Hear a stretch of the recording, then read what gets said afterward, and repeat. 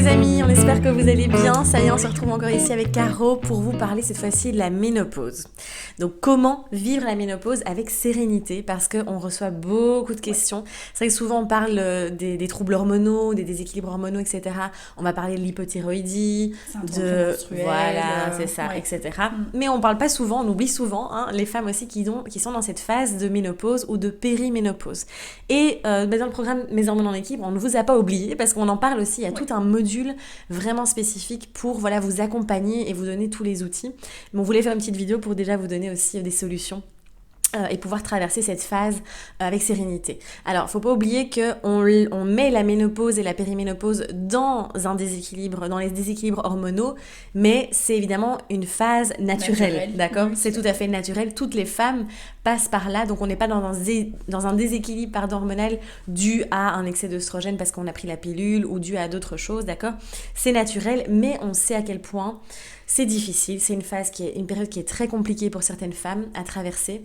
Et donc ici, on voulait vraiment vous donner des solutions, des clés pour que ça puisse vous aider à vivre ça de manière plus sereine, plus douce. Ouais. Et donc voilà. Alors, quels sont les symptômes justement de la ménopause ? Oui, justement, si c'est une période si compliquée à vivre pour beaucoup de femmes, c'est parce qu'elle engendre mais vraiment plein de symptômes très désagréables. Et c'est ça souvent qui est lourd, qui est pas gai pour ces femmes qui sont dans la ménopause. Alors, on retrouve des symptômes comme les fameuses bouffées de chaleur. On peut avoir aussi des sueurs nocturnes, une prise de poids aussi, dû au ralentissement en fait du métabolisme. On a un sommeil qui est perturbé, on va avoir aussi des troubles de l'humeur, des troubles de la mémoire, on a la libido aussi qui va chuter fortement. Donc on peut retrouver aussi des douleurs articulaires, la peau peut s'affiner aussi et devenir un petit peu plus sèche. Évidemment, ça c'est plutôt en phase de périménopause, mais on va avoir un cycle menstruel qui est complètement déséquilibré et on va avoir l'absence des règles qui va se manifester de plus en plus souvent en fait. C'est un peu irrégulier. Ouais, donc c'est vraiment une période qui amène pas mal de symptômes et qui rend évidemment ce nouveau cycle en fait qui est compliqué, cette nouvelle phase compliquée à vivre pour beaucoup de femmes. Ouais, c'est ça. Puis il y a aussi, encore une fois, je reviens sur la sphère émotionnelle, mais c'est très compliqué pour beaucoup de femmes d'accepter en fait qu'elles n'ont plus ce pouvoir de créer la vie, d'être enceinte, etc., de concevoir en fait. Et donc c'est un espèce de deuil aussi à faire. Et du coup on a l'impression de quitter aussi ce rôle de mère, alors que non, on est toujours mère, si on a des enfants bien sûr. Mais voilà, il y a vraiment cette phase d'acceptation de ce nouveau cycle, comme tu dis, et de se dire, beaucoup de femmes se disent, mon Dieu, c'est la fin de quelque chose, mais n'arrivent pas à voir que c'est finalement le début d'un nouveau cycle. Oui, ça peut être une belle période de vie aussi. Donc c'est pas spécialement quelque chose de négatif. Et alors je voulais aussi rebondir sur au niveau de la féminité. C'est vrai que tous ces symptômes font que la femme à ce moment-là va pas se sentir forcément bien dans son corps et aussi va se sentir beaucoup moins séduisante, beaucoup moins sexy. Et ça peut aussi impacter au niveau de la relation de couple, de l'intimité, au niveau de la libido. Au niveau hormonal, qu'est-ce qui se passe exactement quand la ménopause arrive? Eh bien, c'est tout simplement le taux d'œstrogène qui va chuter fortement. Alors, le fait que ces œstrogènes chutent, eh bien, il n'y a plus vraiment d'ovulation qui se passe dans le corps. S'il n'y a plus d'ovulation, eh bien, il n'y a plus non plus de production de progestérone. Donc, on se retrouve avec une chute d'œstrogène, une chute de progestérone. Et en fait, si vous voulez, l'équilibre entre les deux, entre œstrogène et progestérone, est plus suffisant pour avoir un cycle menstruel. Et on a ce qu'on appelle la ménopause. Alors la périménopause, donc c'est la période qui précède la ménopause. Ici, je voulais juste attirer votre attention sur le fait que parfois, et c'est important de le savoir, des problèmes de thyroïde peuvent imiter, en fait, ressemblent très fortement à cette période de périménopause. Donc, ne pensez pas peut-être tout de suite, j'ai la périménopause. Ça peut être des troubles de la thyroïde aussi. Et donc, qu'est-ce qui se passe en périménopause ? Eh bien, tout simplement, au niveau de l'ovulation, les ovaires vont produire de moins en moins d'œstrogène au fur et à mesure. Ça se fait progressivement en fait. Donc voilà, mais gardez à l'esprit que si vous estimez tiens, c'est un peu trop tôt d'être en périménopause, c'est peut-être votre thyroïde qui vous joue des tours. Alors, quelques solutions pour mieux vivre cette ménopause avec plus de sérénité.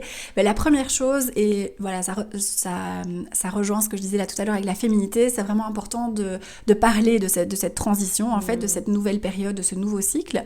Donc de pas rester seul avec tout ça, avec tous vos symptômes. Et voilà, c'est vraiment important de s'ouvrir, de pouvoir en parler, soit à un thérapeute, à un coach, à un proche, d'en parler avec votre mari aussi, avec votre compagnon, de tous ces changements que vous vivez, qui se passent dans votre corps, et de voir aussi au niveau de votre intimité, voilà, quelles sont les solutions peut-être à mettre en place à ce niveau-là. Mais donc ne restez pas seul avec tout ça, parlez-en, c'est très important. Alors aussi au niveau, ça c'est un petit peu plus pratico-pratique, mais manger des aliments riches en calcium, parce que qu'est-ce qui se passe quand on n'a plus assez d'œstrogène? Eh bien, c'est qu'on peut voir apparaître l'ostéoporose, on a des soucis au niveau des os. Donc c'est très important à cette période-là de consommer beaucoup d'aliments riches en calcium, de pourquoi pas complémenter aussi en calcium et en vitamine D. Donc ça c'est assez important parce que si on n'a pas la vitamine D, on ne fixe pas le calcium. Donc les deux vont souvent ensemble. Alors de manger aussi beaucoup, en anglais on appelle les mood food, donc parce qu'on peut avoir des troubles au niveau de l'humeur, à la ménopause. Et donc c'est vraiment de booster dans votre assiette, de mettre pas mal d'aliments riches en oméga 3, en vitamine B, etc. Donc de pas hésiter avec ça. Et alors, au niveau de la mode, ça peut être l'occasion aussi de changer un petit peu, mais voilà, ça peut paraître bête comme ça, mais voilà, si vous avez beaucoup de bouffées de chaleur, par exemple, c'est de vous habiller en couches, en oignon, comme on dit, donc de pouvoir facilement enlever des couches et puis voilà, remettre vos vêtements si après la bouffée de chaleur. Mais donc voilà, ce sont toutes des petites astuces comme ça qui peuvent vous aider à mieux vivre cette période de vie. Prendre ça limite presque comme un jeu. Oui, c'est ça, tout à fait. Voilà, nouvelle aventure, un autre fonctionnement, un autre cycle. Il y a aussi l'importance aussi de manger suffisamment de fibres. Ça va être important pour booster le métabolisme, parce qu'il est un peu au ralenti, il dysfonctionne un peu, il doit se réadapter en fait face à tous ces changements dans le corps, donc ça va être très important. Et surtout, de faire ce travail d'acceptation des changements, d'acceptation de ce nouveau cycle, d'accord?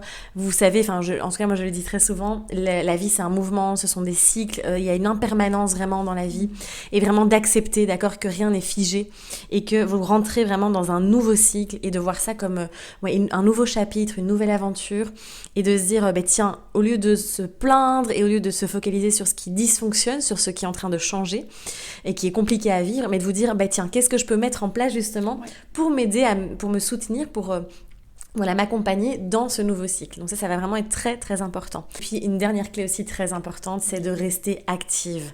Vraiment, on a tendance à, quand il y a la fatigue qui s'installe, tous ces symptômes qui sont là, ok, je m'enferme chez moi, je fais plus rien, je ne vois plus personne, ou en tout cas je suis plus en mouvement. Continuez à bouger en douceur, voilà. Adaptez vraiment les sports que vous faisiez aussi, peut-être moins. La marche, par exemple, c'est très très bien. Aller marcher tous les jours, faire du yoga, encore une fois, des activités assez douces. Voilà. Mais en tout cas, de continuer de bouger son corps, encore une fois, pour le métabolisme, pour chaque fois rester... que ce métabolisme reste un maximum actif. Tout à fait. Donc ça va vraiment être important.